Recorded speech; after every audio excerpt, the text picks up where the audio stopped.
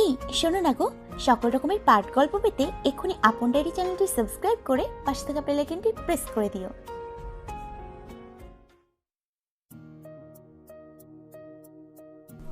ভোরের আলো মাত্র ফুটছে, চারিদিকে এখনো আলো আধারের খেলা চলছে।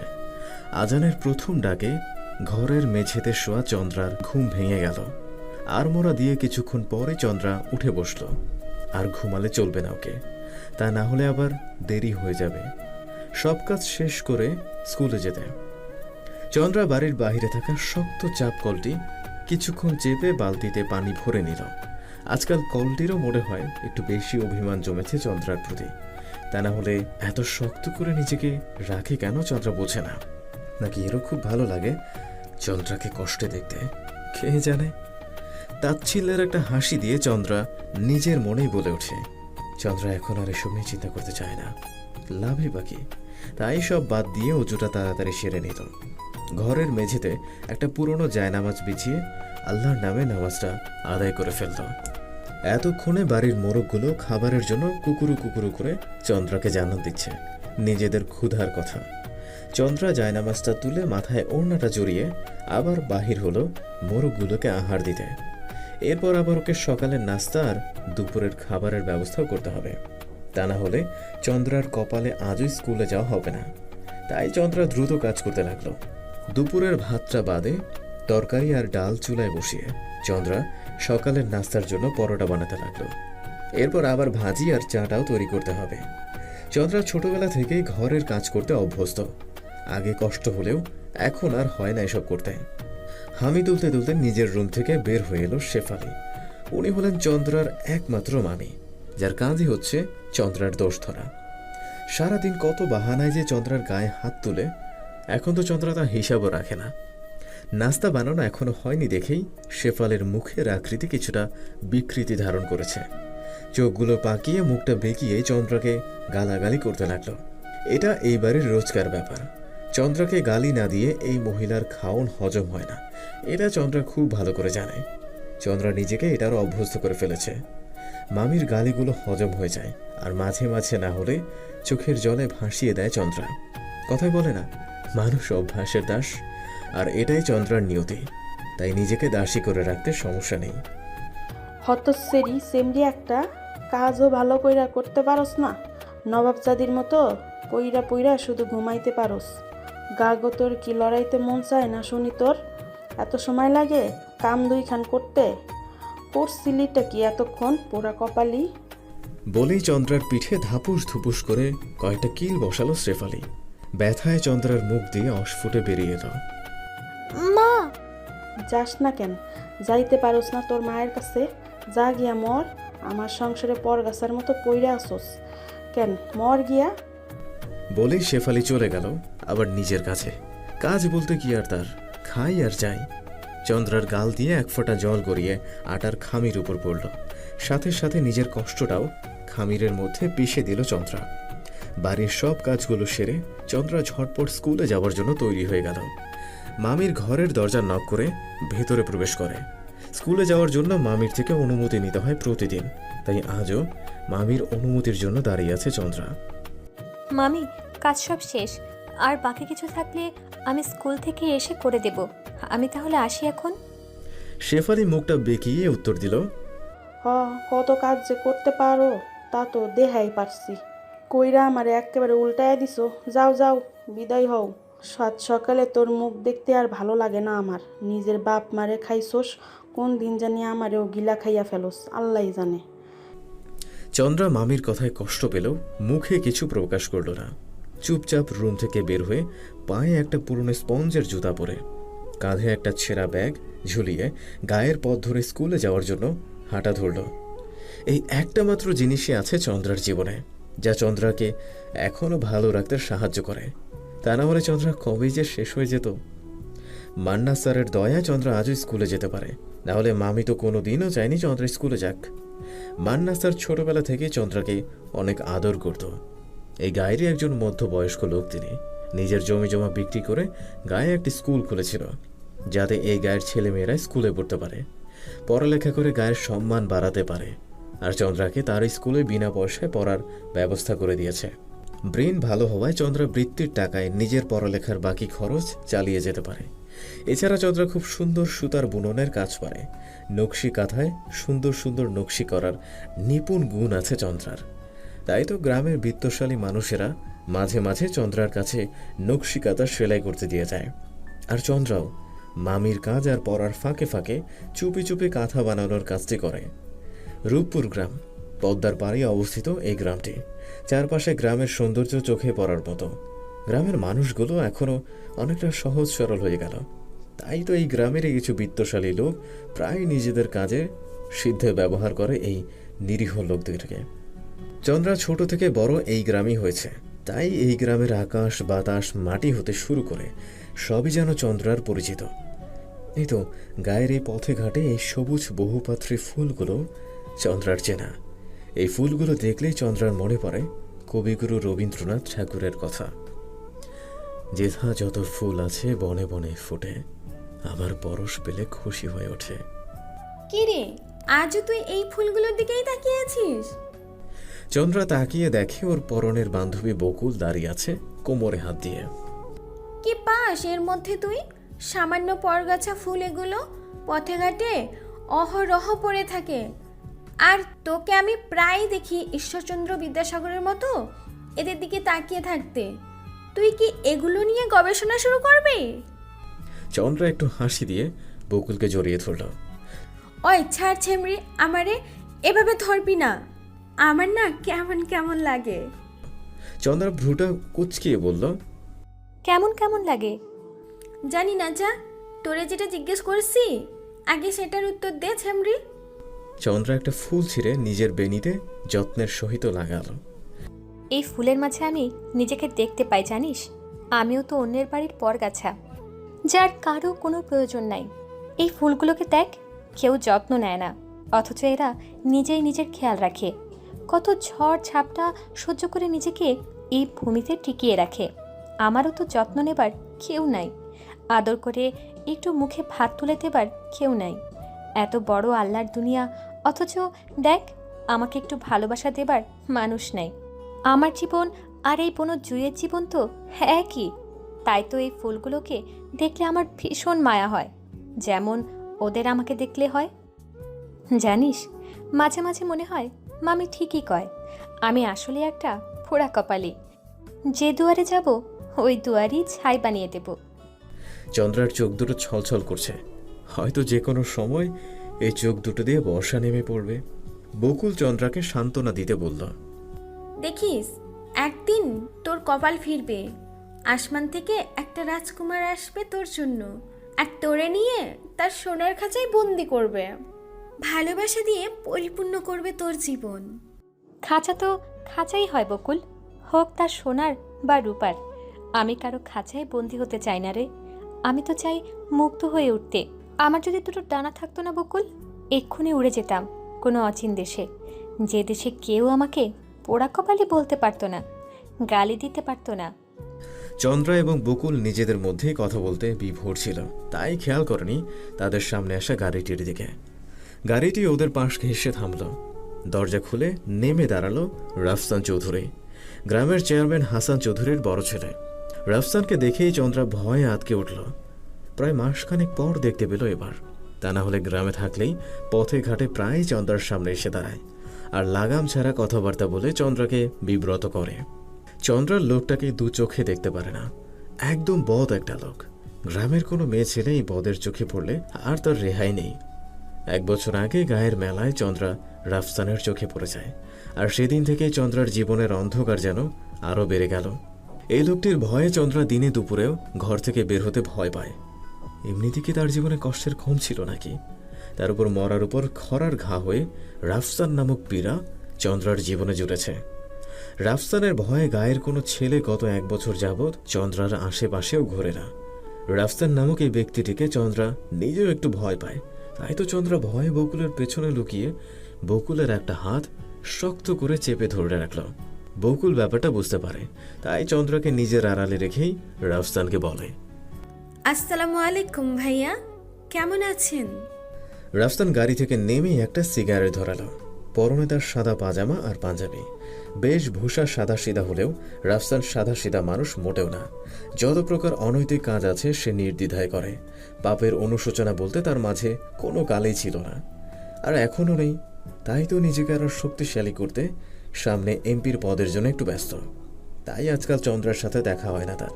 তবে খোঁজ খবর ঠিকই আছে। বিবাহিত এবং এক ছেলের বাপ হওয়া সত্ত্বেও চন্দ্রার দিকে ওর নজর অনেক দিনের, যার জন্য চন্দ্রার আশেপাশে কাউকে ঘেঁষতে দেয় না। রাফসান বকুলের কথার জবাব না দিয়েই বকুলের পেছনে দাঁড়ানো চন্দ্রার দিকে ঘাড় বাঁকা করে তীক্ষ্ণ দৃষ্টিতে তাকালো। মুখে কিছু না বললেও চোখ দিয়ে যে সে মেপে নিচ্ছে তা চন্দ্রাও খুব ভালো করে বুঝতে পারছে। চন্দ্রাও বুঝতে পারল রাফসান যে ওর দিকেই তাকিয়ে আছে। এই লোকটির চাহনি চন্দ্রা ভয় পায় ভীষণ। এই চাহনিতে কেবল লালসা ছাড়া আর কিছুই নাই। এমন না যে রাফসান চন্দ্রাকে ভালোবাসে, ও তো শুধু এই গ্রামের সব থেকে সুন্দর মেয়েটাকে ভোগ করতে চায়, যা চন্দ্রা অনেক আগেই বুঝতে পেরেছে। কিন্তু চন্দ্রার বয়স কম হলে রাফসান দমে যায় আর অপেক্ষা করছে চন্দ্রার পরিণত বয়সের জন্য। তার উপর সামনে ভোট, তাই ও কোনো ঝামেলা চায় না এই সময়ে। এই তো রাজনৈতিক ক্যারিয়ারও টানাটানি পড়তে পারে। চন্দ্রা বকুলকে গুঁতা দিয়ে ইশারা করছে তাদের স্কুলের জন্য দেরি হয়ে যাচ্ছে। বকুলও ভয় বার কয়েক শুকনো ঠুক গিলে রাফসানের কাছে বিদায় নিতে মুখ খুলল। ভাইয়া, আমাদের দেরি হইতেছে, আমরা আজ আসি। বলেই বকুল চন্দ্রার হাতটি শক্ত করে ধরে সামনের দিকে হাঁটা শুরু করল। রাফসান এখনো আগের জায়গায় দাঁড়িয়ে চন্দ্রার যাওয়ার দিকে তাকিয়ে আছে। হাতের সিগারেটটা ফেলে দিয়ে একটা বাঁকা হাসি দিল সে। বাহ, খুকি দেখি বেশ বড় হয়ে গেছে। ভালো ভালো, আমার জন্য তো আরো ভালো। রাফসান গিয়ে গাড়িতে উঠে ড্রাইভারকে ইশারা করলো গাড়ি স্টার্ট দিতে। এই জানোয়ারটা আবার আসছে কবে রে? চন্দ্রা বকুলকে জিজ্ঞেস করলো। কেমনে কমু সখী, এতদিন তো দেখি নাহি, আজ মনে হয় আসছে। এই কয় মাস ভালোই তো ছিলাম, এখন আবার শুরু হবে। জানোয়ার একটা, এমনভাবে তাকায় মনে হয় চোখ দিয়ে ধর্ষণ করে ফেলবে। এই গ্রামের কত মেয়ের জীবন নষ্ট করেছে জানিস তো? কেউ কিচ্ছু বলার সাহসও পায় না। এখন তো শুনেছি এমপি হবে সামনে, তাহলে তো এই শয়তান এখন আরও লাইসেন্স পেয়ে যাবে। চন্দ্রা, তুই একটু সাবধানে থাকিস বোন। জানিসই তো ওই কুত্তার নজর তোর উপর অনেক দিন ধরে। চন্দ্রা কিছুক্ষণ চুপ থেকে কিছু একটা চিন্তা করতে লাগলো, কিন্তু বকুলের ডাকে আবারও সম্বিত ফিরে পেল তাকায়। চল তাড়াতাড়ি, আমরা আজ মেলা দেরি করে ফেলেছি। স্যার আজ আর ক্লাসে ঢুকতে দেয় কিনা সন্দেহ। আজ চন্দ্রা স্কুল থেকে সোজা বাসায় এসে পড়েছে। আজকাল পড়ার খুব চাপ। কিছুদিন পরেই চন্দ্রার এসএসসি পরীক্ষা শুরু। চন্দ্রা বহু কষ্টে নিজেকে এখানে এনেছে, কারণ চন্দ্রা বুঝে গেছে তার কষ্টগুলো থেকে নিবারণ পেতে চাইলে ওকে পড়ালেখা করতেই হবে। পড়ালেখাই একমাত্র হাতিয়ার ওর জন্য, নিজের মাটি শক্ত করে ধরে রাখার হাতিয়ার। তাই তো স্কুলের পর পরই বাসায় চলে আসলো, যাতে ঘরের সব কাজ শেষ করে একটু পড়তে বসতে পারে। কিন্তু বাড়িতে ঢুকেই চন্দ্রার মেজাজ গরম হয়ে গেল উঠানে বসা 50 বছর বয়সের এই লোকটিকে দেখে। উঠানের পাতানো চেয়ারটিতে আরামে বসে খোশ মেজাজে গল্প করছে আব্দুল খলিল। সম্পর্কে উনি শেফালির প্রিয় বড় ভাই। মাঝে মাঝে কথার ছলে টুম্পাকে আদরও করছে। টুম্পা হচ্ছে শেফালির 7 বছরের মেয়ে, ক্লাস 2তে পড়ে। খলিল মামার আদর যে টুম্পারও পছন্দ হচ্ছে না তা চন্দ্রা দূর থেকেই বুঝতে পারছে। এমন আদর একসময় চন্দ্রাকেও করত। ছোট্ট চন্দ্রা তখন এত কিছু বুঝতো না, ওর ভালোই লাগতো। ভাবতো খলিল মামা কত ভালো মানুষ, কেউ ওকে আদর করে না, অথচ উনি ওর আপন কেউ না হওয়া সত্ত্বেও কত ভালোবাসে। কিন্তু কাহিনী তো অন্য কিছু। আদরের বাহানায় ওনার হাত যে কত জায়গায় বিচরণ করত তা আগে না বুঝলেও এখন চন্দ্রার গা ঘিন ঘিন করে ওঠে। কেমনে পারে? টুম্পা বা আমি দুজনেই তো ওনার মেয়ের মতো, আর উনি ছি। এসব ব্যক্তি সুযোগ পেলে মনে হয় নিজের মেয়েকেও ছাড়বে না। আর মামি এতটা ভাইয়ের প্রতি অন্ধ যে কিছুই মনে হয় দেখছে না। এসব মানুষগুলোর জন্যই মেয়েদের ঘরেও বারবার নির্যাতন হতে হয়। চন্দ্রাকে দেখে টুম্পা দৌড়ে এসে জড়িয়ে ধরল। চন্দ্রা বুঝতে পারছে টুম্পার ভালো লাগছে না এসব, তাই টুম্পাকে সাথে নিয়েই ঘরের ভেতর যেতে নিলে শেফালি গলা খেকিয়ে ডাক দেয়। কিরে বজ্জাত মাইয়া লোক, ভদ্রতা কি ভুইলা গেছোস? মুরব্বি দেখলে যে সালাম করতে হয় তা কি জানিস না? হতভাগী, নাকি বাপ ভাইরে দেখলে তোর শরীর জ্বলে? মামির বিশ্রী কথাগুলো চন্দ্রা মুখ বুজেই শুনে নিল। খলিলের একটু কাছে এসে সালাম দিয়ে টুম্পাকে নিয়ে রুমে চলে গেল। টুম্পাকে এই লোকটির কাছে একা ছাড়া যাবে না। ওর মা তো অন্ধ, কিন্তু আমি আমার সাথের ঘটনা পুনরাবৃত্তি হতে দেব না।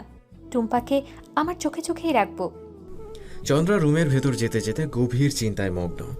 এই খলিল মামা যতবার এই বাড়িতে আসছে ততবারই শেফালি মামির কান ভরছে। আগেরবার চন্দ্রার পড়ালেখা বন্ধ করতে উঠে পড়ে লেগেছিল, কিন্তু মান্না স্যার আর গ্রামের কিছু লোক সেদিন চন্দ্রাকে অনেক সাহায্য করেছে। মান্না স্যার আর গ্রামের লোকের চাপে পড়ে তাদের কার্যসিদ্ধি হয়নি। এবার কি করবে এটা ভেবেই চন্দ্রার মাথা ব্যথা করছে। বইরা খাটাস, এক পা মাটিতে তোর, আরেক পা কবরে, কিন্তু এই বয়সে এসেও আল্লাহকে একটুও ভয় পায় না। এটা বুঝে না সব কাজের হিসাব দিতে হবে। হাসরের ময়দানে দাঁড়িয়ে কি জবাব দিবে?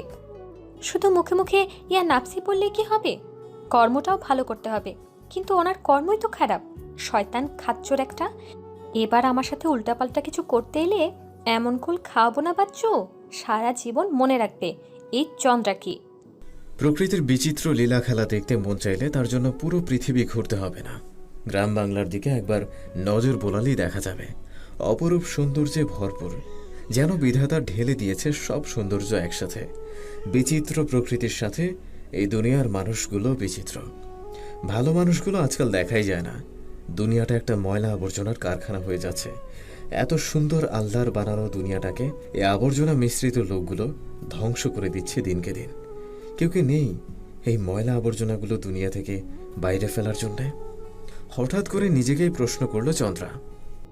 আমি কেন এত আবেগপ্রবণ হয়ে পড়েছি?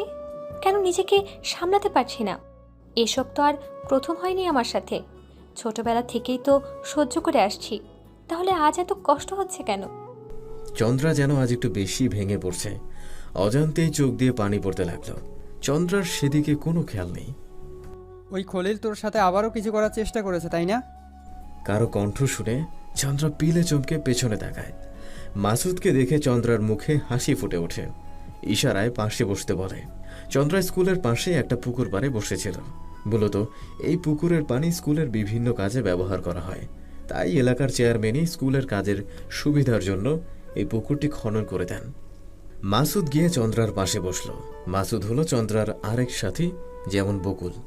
মাসুদের সাথে চন্দ্রার স্কুলে এসে পরিচয় হয়েছিল।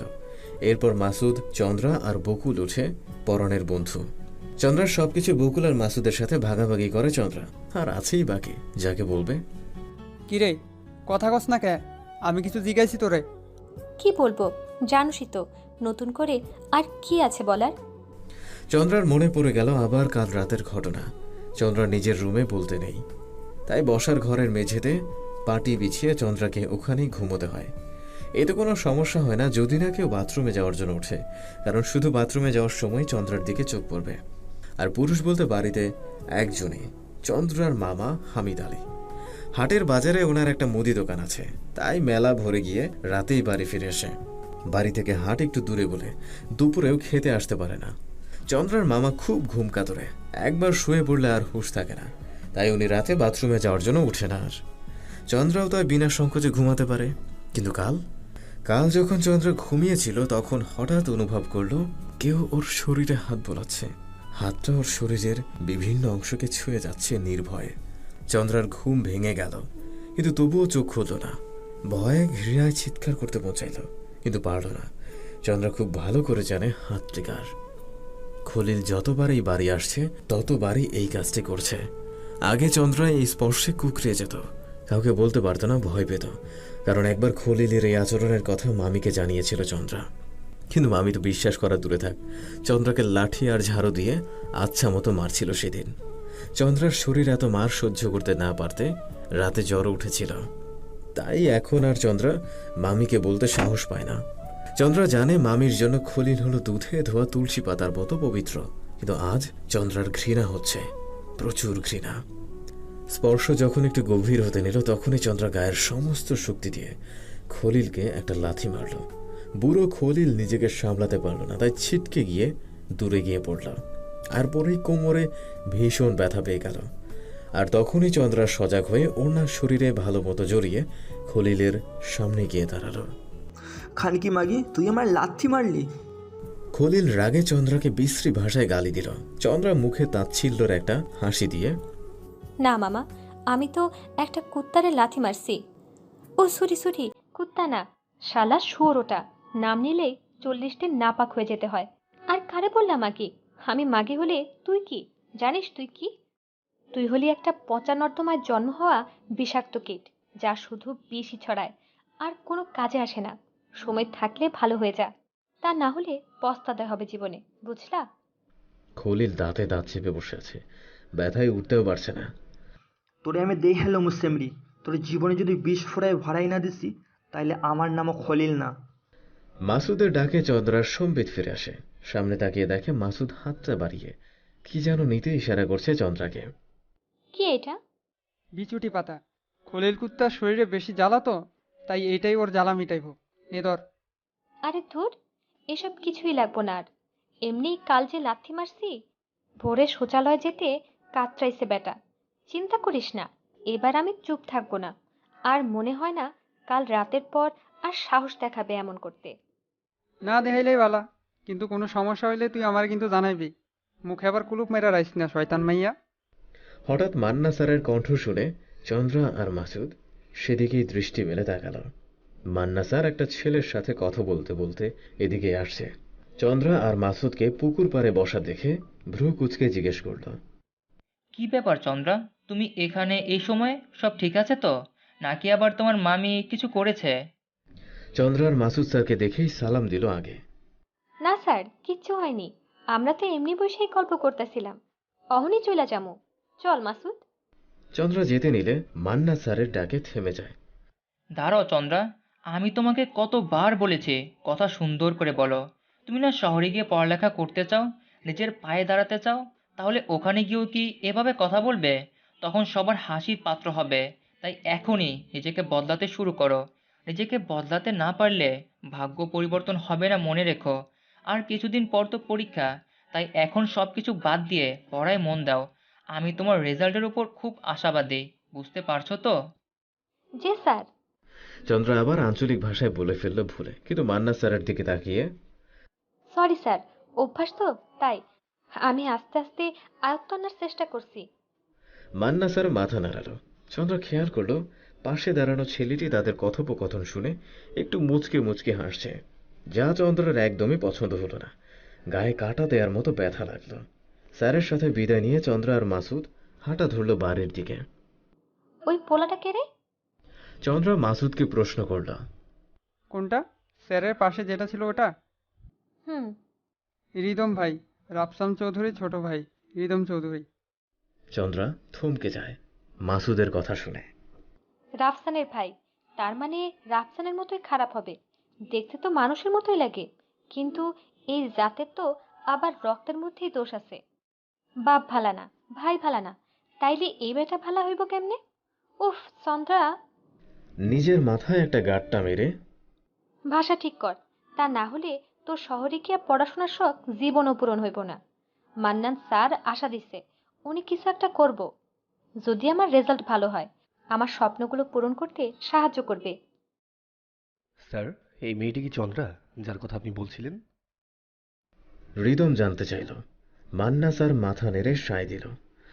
জানো রিদম, মেয়েটিকে দেখলে আমার খুব মায়া লাগে। খুব ছোট্টবেলায় ওর নানি এসে প্রথম ওকে স্কুলে ভর্তি করিয়ে দেয়, কিন্তু আফসোস ওকে ভর্তি করানোর কয়েক মাস পরই ওর নানি মারা যায়। আর তখন ওর পড়াশোনাটাও বন্ধ হয়ে যায়। সেই সময় ওর বয়স কতই বা ছিল, 5 কি 6। তখন আমি ওর সম্পর্কে তেমন কিছুই জানতাম না, কিন্তু ওর পরীক্ষার খাতাগুলো দেখে আমি বিস্মিত না হয়ে পারলাম না। গড গিফট বুঝো তো, এমনই এক জিনিস আল্লাহর তরফ থেকে নিয়ে এসেছে এই মেয়ে। এতটুকু একটা মেয়ে কারো কাছে না পড়েই নিজের ইচ্ছাশক্তির কারণে খুব ভালো রেজাল্ট করেছে। আর তখনই আমি খোঁজ নিতে লাগলাম মেয়েটি কে, আর এটাও জানতে পারলাম মেয়েটি নাকি আর স্কুলে আসবে না। কিন্তু না আসার কারণ কি জানতাম না। আর তখনই মেয়েটি সম্পর্কে জানার আগ্রহ যেন আরও বেড়ে গেল। মেহজাবিন চন্দ্রাবতী নামটি নাকি ওর মা মৃত্যুর আগে রেখে গিয়েছিল, কিন্তু সবাই ওকে চন্দ্রা বলেই ডাকে। শুধু ওর নানিকে দেখেছিলাম চন্দ্রাবতী নামই ডাকতে। চন্দ্রার বাবা একজন ট্রাক ড্রাইভার ছিলেন। চন্দ্রার জন্মের কিছুদিন আগে অ্যাক্সিডেন্টে অকাল মৃত্যু হয় তার। স্বামীর হঠাৎ অকাল মৃত্যুতে চন্দ্রার মাও দিন দিন অসুস্থ হতে থাকে। এক সময়ে এমন অবস্থা হয় যে চন্দ্রাকে জন্ম দিতে গিয়ে উনিও চলে যায় না ফেরার দেশে, আর রেখে যায় এই ছোট্ট মেয়েটিকে।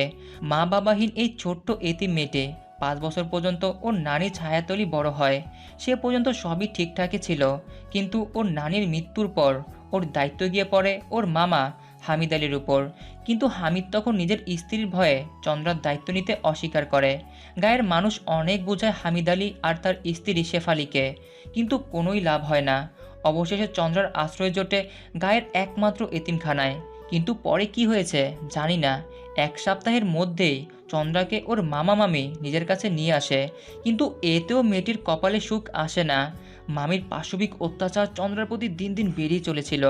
গায়ের প্রত্যেকটি মানুষ তার সাক্ষী, কিন্তু কেউ কিছু বলতে পারতো না। আর বলবেই বা কি? চন্দ্রার এই অসহায়ের কথা শুনে আমার মনে হলো একমাত্র লেখাপড়াই পারবে ওর ভাগ্য পরিবর্তন করতে। তাই তো হামিদ আলীকে অনেক বুঝিয়ে চন্দ্রাকে স্কুলে পাঠাতে রাজি করি। আমি জানতাম চন্দ্রার স্কুলের খরচ ওর মামা মামি কখনোই বহন করবে না, তাই ওকে বিনা বেতনে ওখানে পড়াশোনার ব্যবস্থা করে দেই। এরপর এই বাচ্চা মেয়েটি নিজের যুদ্ধ যেন নিজেই করতে নামে। বই খাতাগুলো আমি জোগাড় করে দিতাম। কয়েক বছর আমার সাহায্যেই পড়ালেখাটা চালিয়ে যায়। তারপর ক্লাস 5-এ বৃত্তি পাওয়ার পর বাকি সব খরচের জন্য 1 টাকাও আর চন্দ্রা নিত না। পড়ালেখার বাকি খরচও কোনো না কোনোভাবে জোগাড় করে নিত নিজেই। হঠাৎ একজন শিক্ষকের ডাকে মান্না স্যার তার সাথে চলে গেল। রিদম প্যান্টের পকেটে হাত ঢুকিয়ে স্থির দৃষ্টিতে তাকিয়ে আছে চন্দ্রার যাওয়ার পথের দিকে। গ্রামে এসে রিদম চন্দ্রা নামটি শুনছিল ওর ভাবির মুখে প্রথম। বড় ভাই রাফসান নাকি প্রচণ্ড বাজেভাবে চন্দ্রা নামের একটি মেয়ের প্রতি আসক্ত হয়ে পড়েছে। মেয়েটিকে নিয়ে নাকি রাফসান ভাই খুবই সিরিয়াস। গ্রামের কোনো ছেলেকে নাকি এই মেয়েটির আশেপাশেও ভিড়তে দেয় না, এক ধরনের নজরবন্দিতে রেখেছে। রিদম তো ভেবেই নিয়েছিল চন্দ্রা মেয়েটি নিশ্চয়ই কোনো বাজারের মেয়ে, কারণ ভাইকে রিদম এসব মেয়েদের সাথে বেশি দেখেছে। তা নাহলে একজন বিবাহিত একজন বাচ্চার পিতাকে ফাঁসানো মানেটা কি? নিশ্চয়ই টাকা। মনে মনে তো ভেবেই নিয়েছিল মেয়েটিকে পেলে উচিত শিক্ষা দিবে। কিন্তু আজ স্কুলে এসে মান্না স্যারের মুখেও চন্দ্রার নাম শুনে রিদম কিছুটা থমকে গেল। মান্না স্যার একজন বিচক্ষণ লোক, ওনার মুখে এই মেয়েটির নাম শোনা মানে নিশ্চিত মেয়েটির মাঝে এমন কিছু তো অবশ্যই আছে। কিন্তু রিদম তবুও কিছুটা কনফিউজ ছিল। দুটো মেয়ে এক নাকি ভিন্ন, কিন্তু চন্দ্রাকে দেখার পর রিদম একদম বরফ হয়ে গেল। এই মেয়েটি সত্যি তার ভাবনার বাহিরে সুন্দর। মেয়েটি খারাপ না, তবে নিশ্চিত ওর ভাগ্য খারাপ। তা না হলে রাফসান ভাইয়ের চোখেই বা কেন পড়তে গেল? এখন বুঝতে পারছে রিদম রাফসান কেন এত মরিয়া হয়ে উঠেছে চন্দ্রার জন্য। চন্দ্রা মেয়েটি দেখতে একদম চাঁদের মতোই সুন্দর। দুধে আলতো গায়ের রং, লম্বা সরু নাক, কাজল কালো চোখে। এই চোখের গভীরে যারা লুকিয়ে আছে অনেক রহস্য। আর কিছু দেখার সৌভাগ্য হয়নি রিদমের। বড় একটা ওড়না দিয়ে চন্দ্রা নিজেকে একদম ঢেকে রেখেছিল বলে, কিন্তু মেয়েটি সাদা ওড়না দিয়ে নিজেকে আবৃত করেও নিজের রূপ যৌবনকে ঢাকতে পারেনি। ওর এই রূপের তাপেই জ্বলে পড়ে ছারখার হয়ে যেতে রাজি হবে যে কোনো পুরুষ। রিদমের খুব খারাপ লাগছে ভবিষ্যতে আসা ঝড়ের কথা ভেবে। ওর চন্দ্রার প্রতি এক অস্বাভাবিক মায়া হতে লাগলো। বাড়িতে প্রবেশ করে কাজল আপার কণ্ঠ শুনতে পেল চন্দ্রা। এতদিন পর কাজল আপাকে দেখে দৌড়ে তাকে জড়িয়ে ধরে কেঁদে দিল। জীবনে শুধু এই একজন মানুষের ভালোবাসাই পেয়েছে চন্দ্রা, সম্পর্কে মামাতো বোন, শেফালির বড় মেয়ে। গায়ের রংটা কালো বলে তার কপালেও জুটেছে একরাশ অবহেলা শেফালির কাছ থেকে। সারা জীবন মায়ের কটু কথা শুনতে হয়েছে কাজলকেও। মায়ের একটু ভালোবাসা পাওয়ার জন্য কতটা না ছটফট করেছে ছোটবেলায় কাজল। তাই তো কাজল খুব করে বোঝে চন্দ্রার দুঃখ। চন্দ্রার কেউ নেই, কিন্তু কাজলের তো থেকেও নেই।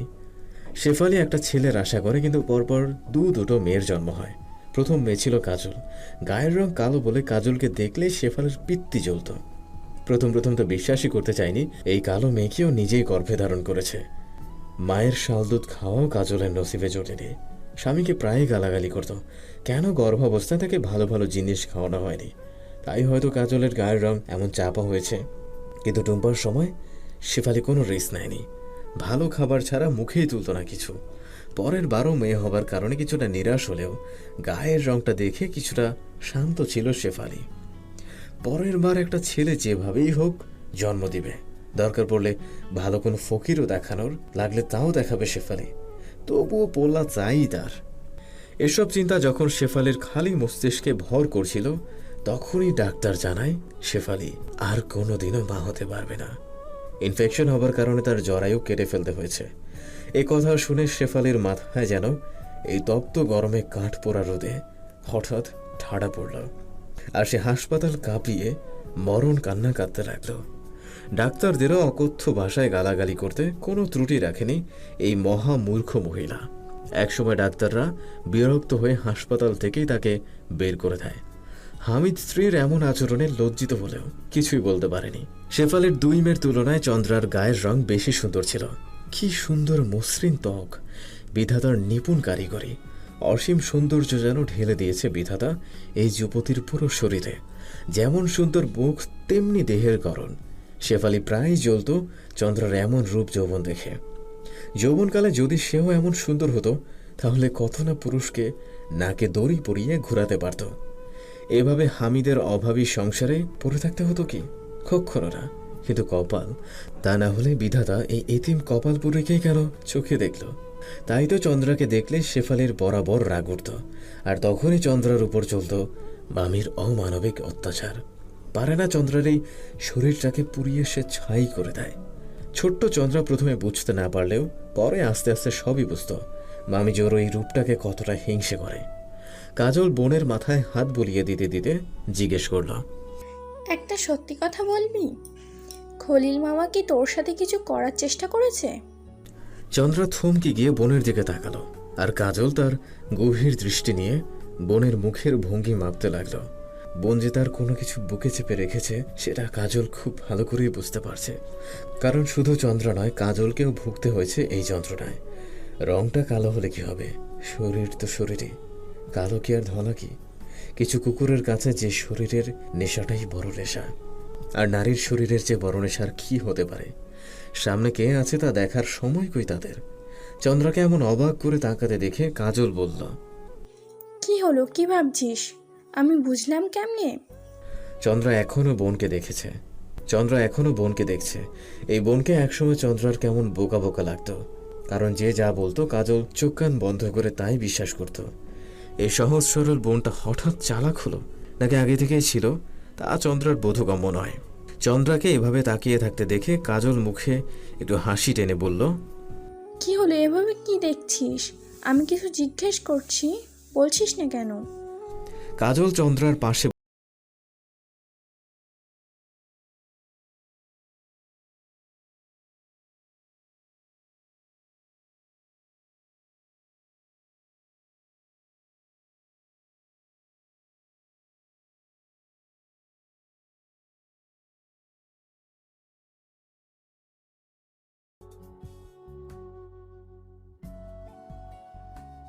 চন্দ্রা এবার বোনকে জাপটে ধরে বোনের মুখে মুখ লুকাল আর কান্না করতে লাগলো।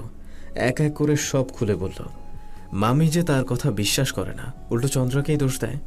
কাজল চন্দ্রাকে শান্ত করতে করতে বলে, মাই জানে? কবে বলেছিলি? আমি কোথায় ছিলাম? চন্দ্রা বোনের বুকে মাথা রেখেই বলে, তুমি সে সময় আবুল চাচাকে বাড়ি গেছিলা, পান্নাপুরে দেখতে আসবো বলে, মনে আছে? হ্যাঁ, মনে পড়ছে। আমি বাড়ি এসে দেখছি তোর জ্বর ছিল। বললি না কেন তখন আমায়? আমি ভাবছি তুমিও আমাকে দোষ দিবা, মামা কেমনে এসব করে, তাই কই নেই। বোনকে যন্ত্রণায় দগ্ধ হতে দেখে কাজলেরও মনে পড়ে গেল অতীতের কিছু নোংরা স্মৃতি। কাজলের বয়স তখন কতই বা হবে, 9 কি 10। তখন চন্দ্রা থাকতো কাজলের দাদির বাড়ি। মাঝে মাঝে বাবার সাথে জিদ ধরে ছোট চন্দ্রাকে দেখতে চাইতো কাজল। ছোটবেলায় চন্দ্রাকে দেখতে কাজলের পুতুল পুতুল লাগতো। পুতুলের মতো এক ঝাঁক কোঁকড়ানো চুল ছিল চন্দ্রার, আর কাজলকে দেখলেই চন্দ্রা ফোকলা দাঁতে হাসি দিত, যা কাজল মুগ্ধ হয়ে দেখত। মনে মনে ভাবত, ইস, এমন একটা পুতুল যদি পাইতাম আমি, কোল থেকে নামতেই দিতাম না। সারাদিন এই পুতুল নিয়েই খেলা করতাম। কিন্তু কাজল দাদির বাসায় যাওয়া বা চন্দ্রার সাথে খেলা করা শেফালির পছন্দ না। তাই কাজল ইচ্ছে থাকা সত্ত্বেও রোজ রোজ চন্দ্রাকে দেখতে আসতে পারত না। সেবার চন্দ্রার বয়স ছিল 3 বছর। পিচ্ছি চন্দ্রার সাথে খেলা করে বাসায় আসতে অনেকটা দেরি হয়ে যায়। বাসায় আসার পরেই মা কাজলের উপর চড়া হয় কিছুক্ষণ। মায়ের বকা খেয়ে ছোট্ট কাজল এমনিই দমে যায়। এরপর মায়ের কথা মতো বাড়ির পেছনের পুকুর পাড়ে চলে যায়। চারিদিকে গাছগাছরা ভরা পুকুর পাড়ের কাছে একটা চৌকি রাখা থাকে। মাঝে মাঝে একটু মনের শান্তির খোঁজে হামিদ আলী এই পাশটায় এসে বসে থাকে। বাড়ির উল্টো দিকে তাই তেমন কারো আসা হয় না এদিকে। অনেক নীরব নির্বিকার পরিবেশ। ছোট কাজল মায়ের কথা মতো এখানে এসে দেখে খলিল মামা বসে আছে চৌকিতে। মামার কাছে গিয়ে কাজল মিষ্টি সুরে মামাকে জিজ্ঞেস করল, আমাকে ডেকেছো মামা? কাজলের দিকে এবার খলিল তাকালো। কেমন যেন ছিল সেই তাকানোতে, কিন্তু ছোট কাজল তা বুঝে উঠতে পারল না। চারিদিকে কিছুটা অন্ধকার। সন্ধ্যা নেমেছে, বেশ কিছু সময় হয়েছে।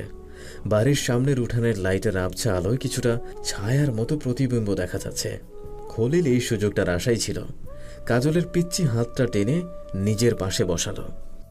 কই ছিলি? আমি তো মেলার সময় ধরে তোর জন্য বইসা আছি। আমি তো চন্দ্রাকে দেখতে গেছিলাম। জানো মামা, চন্দ্রা দেখতে কি যে সুন্দর! আমি এমন সুন্দর পুতুল জীবনেও দেখি নাই। একদম তুলার মতো নরম, ধরতেও ভয় লাগে। তাই নাকি? বলে খলিল কাজলের এক হাত টেনে নিল নিজের কাছে। হাতটি দিয়ে নিজের শরীরের বিভিন্ন অংশে বোলাতে লাগলো। কাজল একটু ইতস্তত হয়ে হাতটা সরাতে চাইল, কিন্তু খলিল কাজলের নরম হাতটি শক্ত করে ধরে রেখেছে। কাজলের যেন কেমন লাগছে। মামার স্পর্শগুলো ঠিক মনে হচ্ছে না, কেমন যেন লাগছে, যা ছোট কাজল বুঝে উঠতে পারছিল না। কাজল একটু কাঁদো কাঁদো হয়ে বলতে লাগলো, ছাড়ো মামা, আমার ভালো লাগছে না। কিন্তু খলিল শুনল না, বরং হাতটি আস্তে আস্তে আরো নিচের দিকে নিয়ে গেল। কাজল চিৎকার করতে চাইছে, কিন্তু জানে মা ওর কোনো কথাই বিশ্বাস করবে না, বরং ওকেই দোষ দিবে, সাথে বকবেও।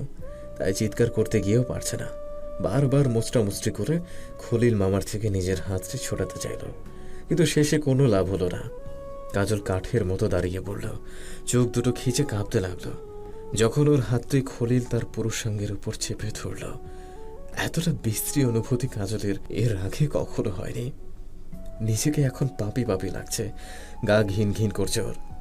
সেদিন ওর বাবার কণ্ঠ শুনে খলিল মামা ওকে ছেড়ে দিয়েছিল।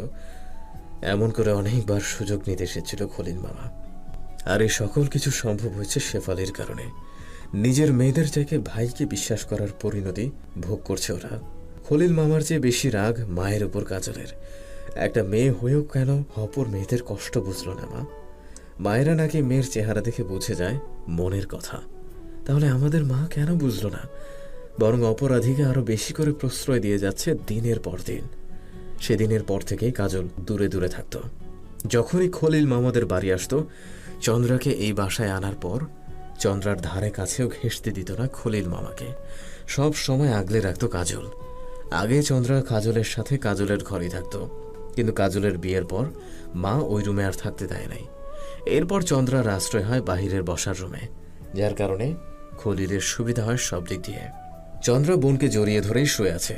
মায়ের আদর কেমন চন্দ্রা জানে না, কিন্তু বোন রূপে মাকে পেয়েছে চন্দ্রা। তার জন্য প্রত্যেক রাকাত নামাজ পড়ে আল্লাহর কাছে শুকরিয়া করে। এই মানুষটির মনটি যে কত সুন্দর তা শুধু চন্দ্রাই জানে। অথচ এই মানুষটির গায়ের রঙের জন্য কত না কথা শুনতে হয়েছে। বিয়ের প্রস্তাব পর্যন্ত আসা বন্ধ হয়ে গিয়েছিল, আর যা একটা দুটো আসতো ছেলেপক্ষ মোটা অঙ্কের পণ দাবি করত, যা মামার ক্ষমতার বাহিরে ছিল। এসবের জন্য মামাও প্রায় খারাপ ব্যবহার করত কাজল আপার সাথে। মনে হয় কালো সে ইচ্ছে করে হয়েছে। কেউ কেউ তো কটু করে বলতো কাজলের মতো এত কালো মেয়েকে বিয়ে করবেই বা কে। এগুলো বলে প্রায়ই হাসাহাসি করত। মুখে না বললেও আপা যে কতটা কষ্ট পেত তা প্রতি রাতে নিঃশব্দ কান্নাই বলে দিত। প্রতি রাতেই চন্দ্র বুঝতে পারত ওর বোনটি যে কেঁদে কেঁদে বুক ভাসিয়ে দিচ্ছে, কিন্তু আসলে ছোট চন্দ্রার তখন কিছুই করার ছিল না। আমাকে এত সুন্দর না বানিয়ে কিছুটা আমার আপাকেও দান করতো আল্লাহ, কেন করলো না? তাহলে তো আপাকে এত কিছু সইতে হতো না। মাঝে মাঝে আল্লাহর কাছে অভিযোগ করে বলতো ছোট্ট চন্দ্রা। বারবার সম্পর্ক ভাঙার কারণে আর বিয়ের প্রস্তাব আসা বন্ধ হয়ে যাওয়ায় হঠাৎ মামা মামি দিশেহারা হয়ে যায়। কাজল আপাকে উঠতে বসতে আরো গালাগালি করতে লাগলো। আপা সব মুখ বুজে সহ্য করে যেত। আর তখনই খলিল মামা মিরাজ ভাইয়ের সম্বোধন নিয়ে আসে। মিরাজ ভাই ছিল আপার বয়সের দ্বিগুণ বড়। এছাড়া তার প্রথম স্ত্রী রেখে যাওয়া দুটো বাচ্চাও আছে, একটা 5 বছরের, একটা 8 বছরের মেয়ে।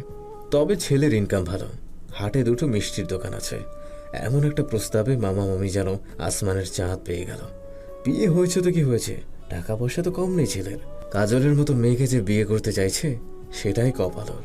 আর কাজল আপাও বাবা মায়ের বোঝা কমাতে বিরাজ ভাইকে বিয়ে করতে রাজি হয়ে যায়। এলাকার জমিদার বাড়ি, প্রায় কয়েক একর জমি নিয়ে বাড়িটি নির্মিত।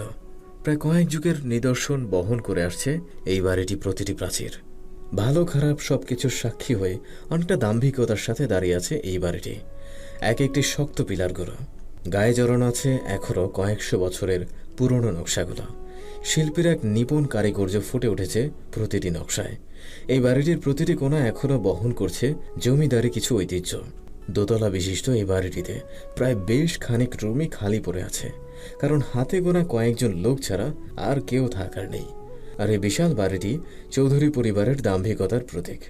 বাপদাদার জমিদারি চলে গেলেও এখন তাদের ক্ষমতার রেশ যেন এখনও কমেনি। আর এই ক্ষমতার দাপটেই শোষণ করে যাচ্ছে গ্রামের সাদা সিধে মানুষগুলোর উপর। আর ক্ষমতার অপব্যবহার কিভাবে করতে হয় তাই যেন পারিবারিক সূত্রে পেয়েছে এই বাড়ির বর্তমান বড় ছেলে রাফসান চৌধুরী। তার স্ত্রী আর বছর 7 কি 8 বছরের ছেলেকে নিয়ে সে এই বাড়িতেই থাকে। সাথে অবশ্য রাফসানের বাবা হাসান এবং মা স্বর্ণালী চৌধুরী। আর রাফসানের দাদি মুত্তাকি বেগমও আছে। ছোট ভাই রিদম ঢাকায় থাকার সুবাদে এখানে তেমন একটা আশা হয় না। রিদম এতদিন শহরেই ছিল, ওখানেই পড়াশোনা শেষ করে সেটেল হওয়ার চিন্তা তার। বাবা ভাইয়ের রাজনৈতিক কূটনীতি আর গ্রামের মানুষের উপর অত্যাচার কোনো কালেই সহ্য ছিল না তার। তাই এই গ্রাম আর এই পরিবেশ থেকে নিজেকে যতটা পারছে দূরে রাখতে। এবারও আসার কোনো প্ল্যানিং ছিল না তার, কিন্তু মান্না স্যারের সাথে কথা বলার পর আর নিজেকে ধরে রাখতে পারল না। আসতে হলো আবার এই অজপাড়া গ্রামে। গায়ের স্কুলটার কিছু সংস্কার করা দরকার। টিনগুলো বেশ পুরনো হয়ে গেছে, বৃষ্টির সময় প্রায় টিনের ফুটো দিয়ে পানি পড়ে। চারিদিকে আধুনিক আর সর্ববাস হলেও এই গায়ের কোনো স্কুলও এখনও একটা কম্পিউটারও আসেনি। তাই গায়ের ছেলে মেয়েদের শহরে পড়তে গিয়ে বিপাকে পড়ে যায়। আর এখন এসব সংস্করণ করার প্রয়োজন বলে মনে করছে মান্না স্যার। বেশ কিছু প্রভাবশালী মানুষের সাথে কথা বলে অর্থের জোগানও করেছেন তিনি। তবুও সবকিছু ভালো মতো যাতে করতে কোনো সমস্যা না হয় তাই রিদমকে একবার আসতে বললাম। রিদম মান্না স্যারের খুব প্রিয় ছাত্র ছিল, তাই স্যারের আদেশ উপেক্ষা করার সাহস হলো না। এটা ভয় ছিল না, মান্না স্যারের প্রতি তার সম্মান ছিল। আজ সকাল থেকে অঝোর ধারায় বৃষ্টি হচ্ছে। হঠাৎ আসা দমকা হাওয়া মাঝে মাঝে শরীরে কাঁপুনি ধরিয়ে দিতে যাচ্ছে। বৃষ্টির হালকা ছোঁয়ায় এক অদ্ভুত শিহরণ বয়ে দিয়ে যায় শরীর মনে। আজ এই প্রকৃতিকে একটু বেশি উদাসীন লাগছে রিদমের কাছে। হাতের কফির মগে চুমুক দিয়ে নিজের রুমের জানালা দিয়ে বৃষ্টি ভেজা এই উদাসীন সকালটাকে উপভোগ করছে রিদম। হঠাৎই চোখে ভেসে আসলো আজ সকালের অনাকাঙ্ক্ষিত সেই দৃশ্যটি, যা রিদমের মন মস্তিষ্কে প্রচণ্ডভাবে তড়িৎ খেলে দিয়েছিল। স্কুলের কিছু কাজে রিদমকে পাশের গ্রামে যেতে হয়েছিল খুব সকাল সকাল। কাজ সেরে যখন গায়ের কাদা মাখা পথ দিয়ে নিজের বাইকটা দিয়ে আসতে নিল, তখনই কিছু ডোবা কাদায় বাইকের চাকা ফেসে যায়। এক তো মুষলধারা বৃষ্টি, তার উপরেই কর্দমাক্ত রাস্তা। রিদম কিছুটা বিরক্ত হয়ে বাইক ছেড়ে নেমে পড়ল। পরনের রেইনকোট থাকার ফলে বৃষ্টি ওর শরীরকে স্পর্শ করতে না পারলেও বিরক্ত বোধে পুরো মুখ ছেয়ে গেছে। অজপাড়া এই গায়ে কয়েকবার ভোটে ওর পরিবার জিত অর্জন করার পরও গায়ের এই রাস্তা আজও পরিবর্তন হলো না। মনে মনে খুব বিশ্রী কয়েকটা গালি দিল নিজের পূর্বপুরুষদের, কারণ তাদের কৃতকর্মের কিছুটা প্রভাব আছে তার ভাই আর তার বাবার মধ্যে আজও। বিরক্তিকর দৃষ্টি মেলে চারিদিকে তাকিয়ে দেখে, কারো উৎস মেলেনি একটু সাহায্যের জন্য। তখনই ঝোপের আড়াল থেকে বড় পুকুরের দিকে দৃষ্টি পড়ে অনাকাঙ্ক্ষিতভাবে। বৃষ্টির ফোঁটাগুলো পুকুরের পানিতে পড়ে ঝোপ ঝোপ শব্দ হচ্ছে। পুরো পুকুর শালক ফুলে ভরে আছে।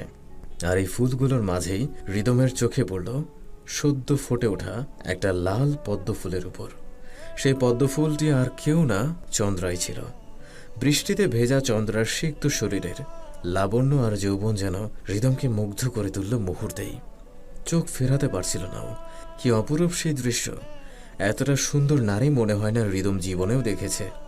শহরের আধুনিকতার ছোঁয়ায় হাজার নারীকে দেখেও রিদমের ভেতরের কম্পন বাড়াতে পারেনি কখনো কেউ। সেখানে এই গায়ের একটা মেয়ে করে দিল। সত্যি বলতে চন্দ্রা তার কল্পনার বাহিরে সুন্দর। মনের অজান্তেই রিদম নিজের মোবাইলে কিছু ছবি তুলে নেয় চন্দ্রার, কিন্তু কেন তা হয়তো নিজেও জানে না।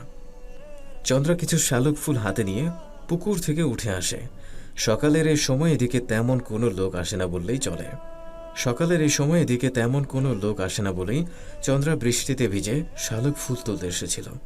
বৃষ্টিতে ভেজা এক প্রকার দুর্বলতা চন্দ্রার, তাই বৃষ্টি দেখলে লোভ সামলাতে পারে না আর। তাই আজও মামির থেকে লুকিয়ে বৃষ্টিতে ভিজতে নেমে গেল। আর ভিজতে ভিজতে চন্দ্রা বড় পুকুরের সামনে চলে আসে, আর পুকুর ভরা শালুক ফুল দেখে ছলাৎ করে পুকুরে ঝাঁপ দেয় শালুক ফুল তুলতে। কিছুক্ষণ পর হাতে এক গাদা ফুল নিয়ে পুকুর পাড় থেকে উঠে এসে ভেজা শরীরে ক্ষেতের দিকে চলে যায় চন্দ্রা। হঠাৎ কারো ডাকে সম্বিত ফিরে পায় হৃদম। পেছনে তাকিয়ে দেখে বড় ভাবি মিতালি দাঁড়িয়ে আছে। বয়স 26 কি 27 হবে। শ্যামলা বর্ণের রঙের সাথে গায়ের গড়ন মোটামুটি ঠিকই আছে এখনো। সম্ভ্রমশীল পরিবারের মেয়ে, তাই তো রাফসানের সব কৃতকর্মের কথা জেনেও ছেলে আর পরিবারের সম্মানের ভয়ে পড়ে রয়েছে এই সংসারে। বাবার বন্ধুর মেয়ে ছিল মিতালি। সম্পদশালী পিতার একমাত্র মেয়ে বলে টাকা আর ক্ষমতার লোভেই মিতালিকে রাফসান নামে মাত্র বিয়ে করে এনেছে এই বাড়িতে। বিয়ের কিছুদিন পরেই মিতালি তা খুব ভালো করে অনুধাবন করতে পারে, কিন্তু তখন আর কিছুই করার ছিল না। মিতালির বাবা খোরশেদ আলম জানতে পারলে হয়তো মরেই যাবে একমাত্র মেয়ের এমন পরিস্থিতির কথা শুনে। তাই রাফসানের কৃতকর্ম জানা সত্ত্বেও মুখ তালাবদ্ধ রেখে সংসার করে যাচ্ছে নীরবে। মেয়েদের জীবন হয়তো এমনই, স্বামীর হাজার অপরাধ তাকে বিনা দ্বিধায় ক্ষমা করতে হবে, এটাই যেন নিয়ম। স্বামীদের লাইসেন্স থাকে অপরাধ করার, তাই হয়তো তারা করেই যায়। আর নারী হচ্ছে মমতাময়ী, ক্ষমাশীল, তাই তার কাজ কেবল ক্ষমা করে ধৈর্যের সাথে পড়ে থাকা। কি জীবন, তাই না? কখন এলে তুমি? এই তো ভাবি কিছুক্ষণ আগে। রাফিন কোথায়? রাফসানের ছেলের নাম রাফিন। ঘুম। যে বৃষ্টি পড়েছে আজ তো সে মহা খুশি, স্কুলে যেতে হবে না। বলেই দুজন একটু হাসল। কিছুক্ষণ পর নীরবতা কেটে মিতালি হৃদমকে প্রশ্ন করল, তোমাকে কিছুটা চিন্তিত মনে হচ্ছে হৃদম, কোনো সমস্যা? হৃদম কিছুক্ষণ ভাবির দিকে নির্বিকারে তাকিয়ে থেকে ভাবতে লাগলো কথাগুলো বলবে কিনা। নিজের মধ্যেই আগে গোছাতে লাগলো। তুমি নির্দ্বিধায় বলতে পারো হৃদম, আমি সবসময় তোমাকে আমার ভাইয়ের মতোই দেখছি আর তোমাকে খুবই বিশ্বাস করি। হৃদম তার চোখের দৃষ্টির সামনের জানালায় স্থির করে বলল, আমি চন্দ্রাকে দেখেছি ভাবি। সত্যি বলতে মেয়েটি অস্বাভাবিক সুন্দরী। যে কোনো পুরুষেরই একবার হলেও মনে অস্বাভাবিক চিন্তা হতেই পারে, কিন্তু কথা হচ্ছে কি, খুলে বলো আমায়। মেয়েটিকে আমরা যেমন ভেবেছিলাম তেমন মোটেও না। এরপর হৃদম মান্না স্যারের কাছ থেকে শোনা সব কথা বলল মিতালিকে। মিতালি একটা দীর্ঘশ্বাস ছেড়ে হৃদমের রুম থেকে নীরবে প্রস্থান নিতে গিয়েও থেমে যায়। ঘুরে একবার হৃদমের দিকে তাকায়। এই মেয়েটির জন্য আমার ভাই রাফসান একদম অনুপযোগী হৃদম। আমি জানি না সামনে কি হবে, কিন্তু মেয়েটির প্রতি আমার ভাইয়ের পাগলামিগুলো খুবই ডেঞ্জারাস। গ্রামে এসেই শুনেছ মনে হয়, কিছুদিন আগে ক্ষেত থেকে 3 জন কৃষকের গলা কাটা লাশ পাওয়া গেছে। ওটা তোমার ভাই করেছে। তা কি জানো? ওই চন্দ্রা মেয়েটার জন্য। হৃদম বিস্মিত হয়ে ভাবির দিকে তাকিয়ে থাকে। এইসব কি বলছো ভাবি? সব সত্য। তাহলে ভাবো রাফসান চন্দ্রাকে পাওয়ার জন্য কি কি করতে পারে। তাছাড়া মাঝে মাঝে মনে হয় আমার তোমার ভাই একটা সাইকো। ওর নারীর নেশাটা স্বাভাবিক না, সবার ক্ষমতাও নেই ওর চাওয়াটা সহ্য করার। চন্দ্রাকেও দুমড়ে মুচড়ে শেষ করে দিবে। আর ওর তো কেউ নেই, তাই রাফসান নামক শয়তান থেকে বাঁচাতে কেউ আসবে না। ওকে, তাই বলছি এখনো সময় আছে, মেয়েটাকে সাবধান করো, পরে আমার মতো কপাল পিটিও লাভ হবে না। মিতালি চলে যাওয়ার পর হৃদম খুব চিন্তিত হয়ে পড়ল। ভাবির কথার ইশারা খুব ভালো করে বুঝতে পারছে হৃদম, কিন্তু কিভাবে ভাইয়ের বিরুদ্ধে গিয়ে চন্দ্রাকে বাঁচাবে, আদৌ বাঁচাতে পারবে কিনা তা নিয়েও বেশ উদ্বেগ। স্কুল থেকে আজ চন্দ্রাকে একাই ফিরতে হচ্ছে। বকুলের ঋতুস্রাব চলছে, তাই এই মেয়ে স্কুলে আসেনি আজ। ঋতুস্রাব শুরু হলেই এই মেয়ে ঘর থেকে না বেরোনোর হাজারো বাহানা খোঁজে। কেমন গুটিয়ে রাখে নিজেকে মাসের এই কয়েকদিন। মাঝে মাঝে চন্দ্রার বকুলকে কোনো ব্যাঙ মনে হয়। কোনো ব্যাঙ যেমন ঠান্ডা দেখলেই গুহায় বসে থাকে, তেমনি বকুলও নিজের গুহা থেকে বের হবে না বলে শপথ নেবে। এসব ভাবতে ভাবতেই চন্দ্রার গায়ের মেঠো পথ ধরেই বাড়ির দিকে হেঁটে আসছে। চারিদিকে এখন কিছুটা নিস্তব্ধ আর নীরব পরিবেশ। রাস্তার দুপাশে সারি সারি ধানের ক্ষেত চলে যাচ্ছে দূর থেকে বহুদূর। আশেপাশে তেমন বাড়িঘর নেই, শুধু আছে খাঁ খাঁ করে রোদের তাপ, যা আগুনের ফুলকির মতো এসে শরীরে বিঁধছে চন্দ্রার, কারণ সূর্যের উত্তাপটা আজ অনেক বেশি। ঘেমে একাকার চন্দ্রা বারবার নিজের শরীরে জড়ানো সাদা ওড়নাটা দিয়ে মুখ মুছতে থাকে। বিরক্তিকর মুখে হাঁটার গতি বাড়াতে গিয়ে চন্দ্রা হঠাৎ থমকে যায়। সামনে রাস্তার পাশে একটা সাদা রঙের গাড়ি সাইড করা। গাড়িটি দেখেই চন্দ্রার পুরো শরীর অবশ হয়ে পড়ে। পাগুলো মাটির থেকে শক্ত করে আটকে যায়। কোনো অজানা শক্তি যেন চন্দ্রাকে ধরে রেখেছে এমন মনে হয়। চন্দ্রা চাইলেও যেন আর সামনে বাড়তে পারছে না। পা দুটো থরথর করে কাঁপছে। গাড়ি থেকে বের হওয়ার লোকটিকে তার সামনে আসতে দেখে আর চোখে চারপাশটা আবারও একবার দেখতে লাগলো চন্দ্রা, আশেপাশে কেউ আছে কিনা। কিন্তু না, কপাল খারাপ হলে যা হয় আর কি। রাফসান চন্দ্রার একদম কাছে এসে দাঁড়ায়। বাজের মতো তীক্ষ্ণ দৃষ্টিতে চন্দ্রার দিকে তাকিয়ে জিজ্ঞেস করে, তো চন্দ্রা কেমন আছো? চন্দ্রা মাথাটা নত করেই জবাব দিল, কিছুটা তুতলে। ভালা আছি ভাইয়া। গলাটা কেমন শুকিয়ে গেছে। কথা বলতেও যেন চন্দ্রার দম যায় যায় অবস্থা। রাফসান কিছুক্ষণ চুপ থেকে আবার মুখ খুলল। অনেকদিন হলো তোমার সাথে কথা হয় না, চলো আজ কিছু জরুরি কথা বলি। তোমার নিশ্চয়ই কোনো সমস্যা নেই, আর হইলেও বা কিছু করার নেই, চলো।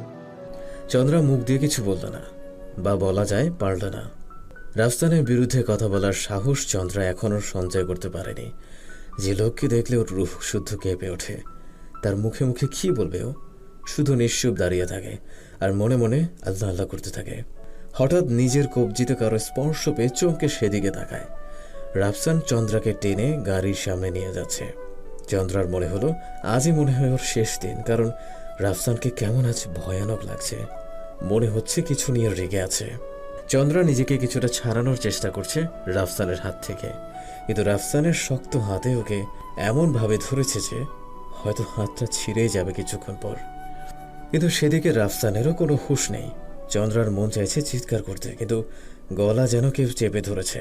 আর চিৎকার করলে কোনো লাভ হবে না, কারণ রাফসানকে আটকাতে বা তাকে প্রশ্ন করার সাহস এই গায়ের কারোই নেই। একে তো প্রভাবশালী রাজনৈতিক পরিবার ওদের, তার উপর পুরো গায়েই চলে ক্ষমতার অপব্যবহার ওদের। তাই কারো কিছু বলার সাহস নাই এদের বিরুদ্ধে। আস্তে আস্তে চন্দ্রা নীরবে ফোঁপাতে লাগলো। এই জানোয়ার থেকে আজ ওকে রক্ষা করার মতো মনে হয় কেউ নেই। আজ মনে হয় সব শেষ চন্দ্রার। রাফসান গাড়ির সামনে এনেই চন্দ্রাকে ছেড়ে দেয়।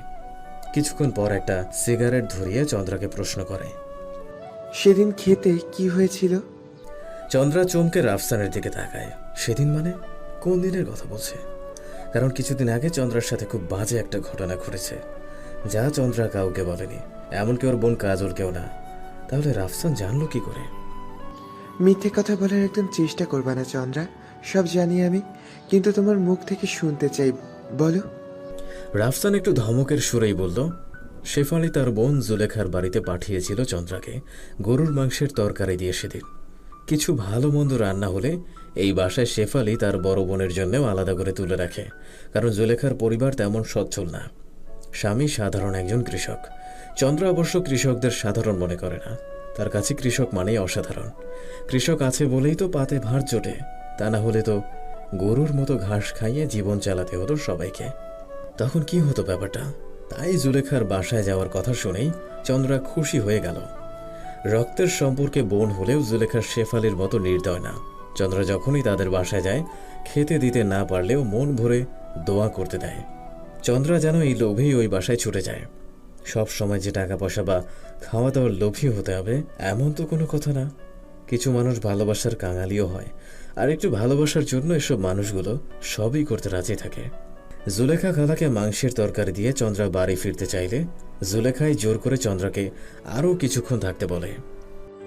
আরে সেমনি দাঁড়া, কই যাস এত তাড়াহুড়া কইরা?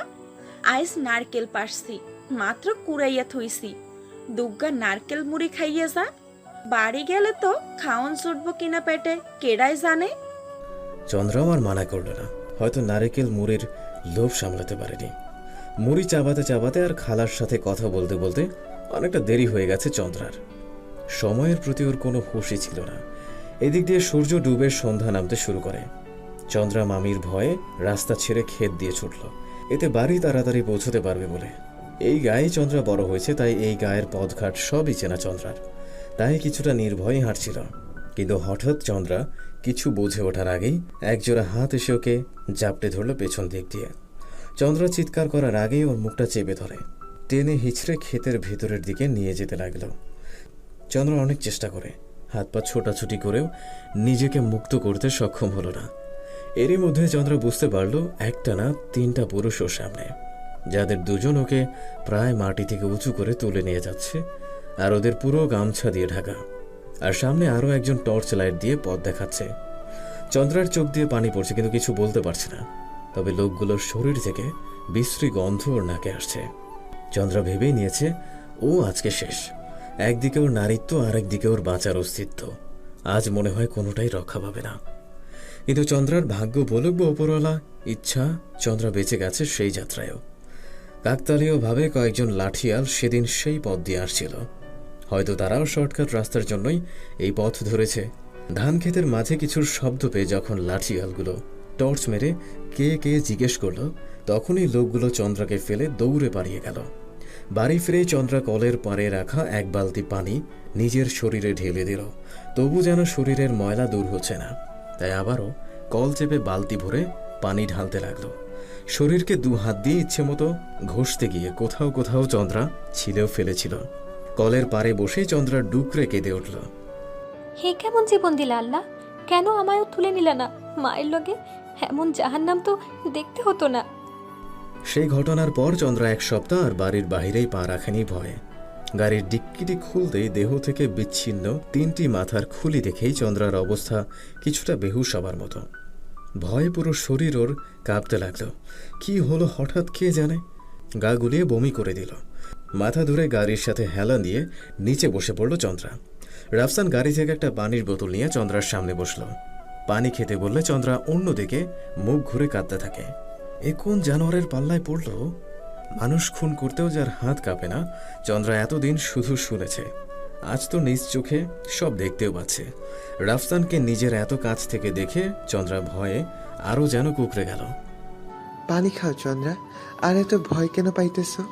আমি কি তোমাকে কিছু বলছি নাকি করছি? কুত্তার বাচ্চাগুলোর সাহস কি করে হলো তোমাকে ধরার?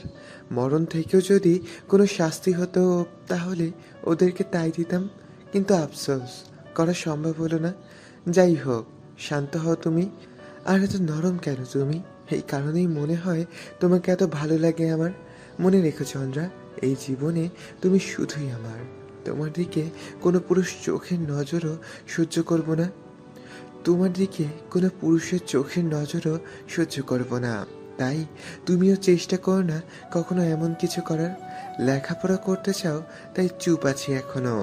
আর তা না হলে তুমিও জানো তুমি এতদিনে কোথায় থাকতা। আমার সুযোগের আর অসৎ ব্যবহার করার একদম চেষ্টা করবে না। আমি তো আবার মানুষ ভালো না, তা তো জানোই। তাই পড়ালেখার বাইরে মন যাতে তোমার অন্য কোথাও চলে না যায়। তুমি ঠিক থাকলে আমিও ঠিক থাকবো, তা না হলে জানোই তো। বাদ দাও ওসব, তোমার আর এইসব নিয়ে চিন্তা করতে হবে না। এখন থেকে 24 ঘন্টা আমার লোক তোমার নজর রাখবো। তাই তোমার আর কোনো ভয় নেই। ভয় শুধু একজনেরই করবা, আর তা হলো এই রাফসানকে। চন্দ্রার একদম কাছে গিয়ে কথাটা বলল রাফসান। চন্দ্রা চোখে মুখে খিচে একদম নিজেকে গুটিয়ে ফেলল। ভয়ে চন্দ্রার মুখ দিয়ে আর কোনো কথাই বের হচ্ছে না, মুখ চেপে ফোপানো কান্না ছাড়া। লোকগুলোর দেহ রাফসান খেতে ফেলে দিয়েছিল। পেশায় এরাও ছোটখাটো কৃষক ছিল, তবে অন্যের খেতে মজুরের বিনিময়ে কাজ করত। এই ঘটনার পুরো গ্রামের মানুষ আতঙ্কিত ছিল। কে করেছে সবারই কম বেশি হয়তো ধারণা ছিল, কিন্তু মুখে নাম নিয়ে নিজের প্রাণ হারাতে কেউ রাজি ছিল না। কথায় আছে না, নিজের ভালা তো পাগলেও বোঝে। আর এই ঘটনাটি মিতালি রিদমকে বলে ওয়ার্ন করেছিল, কারণ রিদম তখন গ্রামে ছিল না, তাই এই বিষয়ে কিছুই জানে না। চন্দ্রা আর কিছু বলতে পারল না। মাথায় প্রচণ্ড ব্যথা আবার শুরু হলো। তাই ডাক্তার সিকান্দার মির্জাকে কেবিন থেকে বের হয়ে যাওয়ার অনুরোধ করল, কারণ পেশেন্ট মানে চন্দ্রার ব্রেনের আঘাতটা খুবই গুরুতর। তাই যতটা পারা যায় চন্দ্রার ব্রেনকে এখন রেস্ট দিতে হবে। কোনো প্রকার উত্তেজনা চন্দ্রার জন্য ভয়ানক হতে পারে। তাই সিকান্দার মির্জাও আর জোর করল না। চন্দ্রাকে বিশ্রাম নিতে বলে একটা হতাশ মন নিয়ে কেবিন পরিত্যাগ করল। চন্দ্রার জীবনে ঘটে যাওয়া ঘটনাগুলো শুনে সিকান্দার মির্জার চন্দ্রাকে জানার কৌতূহল আরও বেড়ে গেল। সে জানতে চায় এরপর চন্দ্রার সাথে আর কি ঘটেছে, আর কি কারণে বা কার সাথে অজপাড়া একটা গ্রাম রূপপুর থেকে চন্দ্রা এই ঢাকা শহরে এসেছে। নিশ্চয়ই এর পেছনে অনেক বড় কারণ আছে। সিকান্দার মির্জা চন্দ্রার জীবনের বাকি ঘটনাগুলো জানতে অধিক আগ্রহের সাথে বসে আছে। এখন শুধু অপেক্ষার পালা, কখন চন্দ্রার ঘুম আবার ভাঙবে। চন্দ্রা তার অতীতের বাকি কাহিনীগুলো বলে শেষ করবে। সিকান্দার মির্জা শহরের একজন নামকরা স্বর্ণ ব্যবসায়ী। দেশে বিদেশে ছড়িয়ে আছে তার এই ব্যবসার বিস্তৃতি। তার নিজস্ব ডিজাইনে খোদাই করা অলংকারগুলো যেমন দেশি মানুষের মন জয় করতে সক্ষম হয়েছে, তেমনি বিদেশেও মাঝে মাঝে নতুন নতুন ডিজাইনের প্রদর্শনের জন্য বিভিন্ন দেশের মডেলদের নিয়ে ফ্যাশন শোয়ের আয়োজনও করা হয়। এই একই ব্যবসায় যুগ যুগ ধরে তার পূর্বপুরুষরাও জড়িত ছিল।